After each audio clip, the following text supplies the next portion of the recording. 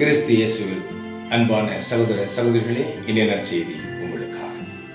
இன்று லூக்கா நற்செய்தி 5ஆம் அதிகாரம் 33 முதல் 39 வரை இறை வார்த்தைகள் வழியாக இறைவன் இயேசு பழையது புதியது என ஒரு ஓமையை கூறி நமக்கு வாழ்வின் ஒரு நெறியை கற்றுத்தருகிறார். மறைநூல் அறிஞர்களும் பரிசேயர்களும் வழக்கம் போல இயேசுவிடம் வந்து கேள்வி கேட்கிறார்கள். யோவானின் சீடர்களும் பரிசேயர்களின் சீடர்களும் நோன்பு இருக்கிறார்களே, உமது சீடர்கள் ஏன் நோன்பு இருப்பதில்லை? இயேசு சொல்கிறார், அவர்கள் மணமகனோடு இருப்பதால் நோன்பு தேவையில்லை, ஒரு நாள் வரும், அப்பொழுது அவர்கள் நோன்பு இருப்பார்கள் என்று கூறிவிட்டு, நீங்கள் பழைய துணியோடு புதிய துணியை ஒட்டு போடாதீர்கள், பழைய தோற்பையில் புதிய திராட்சரசத்தை ஊற்றி வைக்காதீர்கள், இரண்டும் பயனற்றதாய் போய்விடும் என்று கூறி பழையது புதியது என ஒரு வேறுபாட்டை காட்டுகின்றனர். என்ன? அவர்கள் சட்டத்தை கடைபிடித்தார்கள்.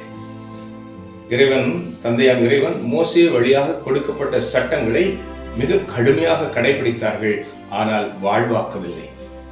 கிறிஸ்துவோ மோசேயின் சட்டத்தை தனது வாழ்வாக்கி வாழ்வின் வழியாக அதை நிறைவேற்றுகிறவரானார்.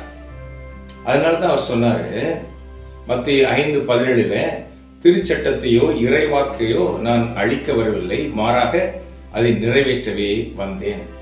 எப்படி? பாருங்க, பழைய மோசே சட்டத்துல பழிக்கு பழி, கண்ணுக்கு கண், பல்லுக்கு பல், இவ்வாறு இருந்தது. அங்கு ஆட்டும் குட்டியின் ரத்தம் பாவ கழுவையாக இருந்தது. இங்கு இயேசு கிறிஸ்துவின் ரத்தம். அங்கு பலிக்கு மேல் பலி, மீண்டும் மீண்டும் பலி செலுத்தும் வழக்கம் இருந்தது. இங்கு ஒரே பலி. இந்த இரண்டு காரியங்களை எவ்வாறு நாம் ஒட்டு போட முடியும் என்று இயேசு கேட்கிறார். ஆனால் இயேசு சொல்கிறார், நான் சட்டத்தை அழிக்க அல்ல, நிறைவேற்றவே வந்தேன். ஒட்டு போடவும் கூடாதுன்னு சொல்றாரு, ஆனா நிறைவேற்றவே வந்தேன். எப்படி? இப்ப பாருங்க, நாம் ரோட்ல போகும்போது, டூ வீலர் ஓட்டும் பொழுது ஹெல்மெட் போட வேண்டும் என்பது சட்டம்.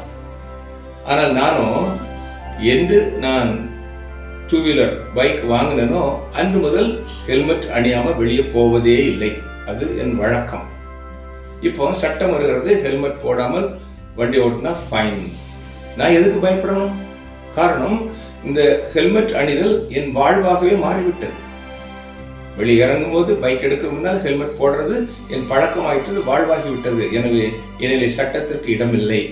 ஆனால் அந்த சட்டத்தை என் வாழ்விலே நான் நிறைவேற்றுகிறவனாக இருக்கிறேன், அது முழுமையடைய செய்கிறவனாக இருக்கிறேன். இதுதான் ஏசப்பா மோசே சட்டங்கள் அத்தனையும் தனது வாழ்வாக்கினார். எவ்வாறு? அன்பின் சட்டமாக்கினார், மன்னிப்பின் சட்டமாக்கினார், ஏற்றுக்கொள்ளுதலின் சட்டமாக்கினார், விட்டுக் கொடுத்தலின் சட்டமாக்கினார், இரக்கத்தின் சட்டமாக்கினார். இவ்வாறு அன்பு, இரக்கம், மன்னிப்பு, ஏற்றுக்கொள்ளுதலை நாம் வாழ்விலே கடைபிடித்து வாழ்வாக்கும் பொழுது சட்டம் முழுமையும் நிறைவேறி போகின்றது. அங்கு பாவம் இல்லாமல் போவதனால் கண்ணுக்கு கண், பல்லுக்கு பல், பழிக்கு பழி என்று எந்த சட்டமும் தேவைப்படாது என்கிறார். எனவே அன்பானவர்களே, இப்பொழுது தனி மனித வாழ்வில் பழைய மனித இயல்பை களைந்துவிட்டு புதிய மனித இயல்பை அழிந்து கொள். எப்பொழுது? எபேசியர்ல அழகாக சொல்லுகிறார், 4ஆம் அதிகாரம் 22 முதல் 24 இறை வார்த்தைகளிலே, தீய எண்ணங்களாலான, தீய சக்திகளாலான பழைய மனித இயல்பை நீங்கள் களைந்துவிட்டு ஆண்டவர் தரும் தூய ஆவியானவரால் புதுப்படை அடைந்து புதிய மனித இயல்பை அணிந்து கொள்ளுங்கள். எப்படின்னா, நாம் சட்டங்களுக்கு ஆலயம் போவோம், எல்லாம் செய்கிறோம், ஆனால் மது பழக்கம், பொய், புரணி, சண்டை, சச்சரவு, கலாத்தியர் 5:19 அத்தனை குணங்களும் நம்மிலே இருக்கிறது. ஆனால் ஆலயம் போவோம், சட்டத்தை நிறைவேற்றுகிறோம், ஆனால் அது வாழ்வாகவில்லை.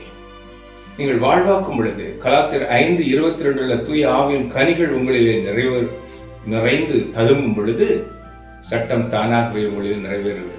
அப்படியானால் ஆலயம் போகின்ற சட்டத்தை நிறைவேற்றுகின்ற நாம் வாழ்விலே ஆண்டவரின் தூய ஆவியானவரை நாம் பெற்றுக்கொள்ளும் பொழுது, பாவத்தை களைந்து பரிசுத்தராகும் பொழுது நாமே ஆலயங்களாக மாறி போகின்றோம்.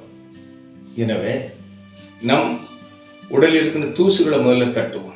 நிறைய தூசு, அதான் கலாத்தியர் 5:19, சண்டை, அழுக்காறு, குடிவரி, சச்சரவு, பிளவு, கட்சி மனப்பான்மை, இந்த தூசுகள் எல்லாம் தட்டிட்டு எழுந்து நில். நான் உன்னை மீட்டுக் கொள்கிறேன்.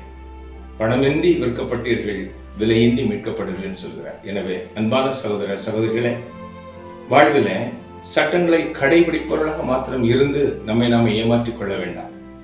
அதை வாழ்வாக்குவோம். கிறிஸ்து சொன்னது போல புதிய மனித இயல்பை அணிந்து கொள்வோம், பழைய மனித இயல்பை களைந்து விடுவோம். பழசும் இருக்கணும், புதுசும் இருக்கணும். ஆலயம் போவேன், மது அருந்துவேன், ஆலயம் போவேன், டிவி பார்ப்பேன், ஆண்டவரோடு திருவிருந்தில் பங்கு கொள்வேன், மற்றவர்களுக்கு நான் பில்லிசுனி செய்வேன். இப்படி அந்த இரண்டும் சேர்ந்து இருந்தால் பழையது கிழிந்து போகும், புதிய துணியால் பயனும் இராது. எனவே மனம் ஆடுவோம், புதிய இயல்பை அணிந்து கொள்வோம், பழையதை தள்ளி வைப்போம். ஆண்டவர் நம்மை ஆளுகை செய்யட்டும். ஜெபிப்போமா. எங்கள் அன்பின் பரலோக பிதாவே, மகா பரிசுத்த அன்புக்காக நன்றி. இயேசு கிறிஸ்து இது எங்களுக்கு சொல்லித் தருகிற பழைய மனித இயல்பை களைந்துவிட்டு ஆவியானவரை அணிந்து கொண்டு புதிய மனித இயல்போடு உமக்கு வந்த பிள்ளைகளாய் வாழும் வரத்தை எங்களுக்கு தர வேண்டுமாய் ஜெபிக்கிறோம். அன்னையே, பரிசுத்த மாமரியே, எங்களுக்காக பரிந்து பேசும். இயேசுவின் நாமத்தில் கேட்கிறோம் பிதாவே, ஆமென். அன்பானவர்களே, ஒரு வீடு கிறிஸ்துமஸுக்கு ரெடியான என்ன செய்வோம்? பழையதெல்லாம் அள்ளி தூர போட்டுட்டு எல்லாம் புதியதாக வீட்டை கழுவி சுத்தம் செய்து வெள்ளையடித்து ஒரு புதிய பொலிவு. வாழ்க்கையும் அப்படித்தாங்க. நம்மிலே ஆவியானவர் வேண்டும், கிறிஸ்து வேண்டும், அம்மா மரியே நம்மோடு இருக்க வேண்டும்னா பழைய அழுக்குகள் தூசுகள் எல்லாம் களைந்து விடுவோம், ஆண்டவரை அணிந்து கொள்வோம். இந்த நாளும் இனிய நாளாற்றும்.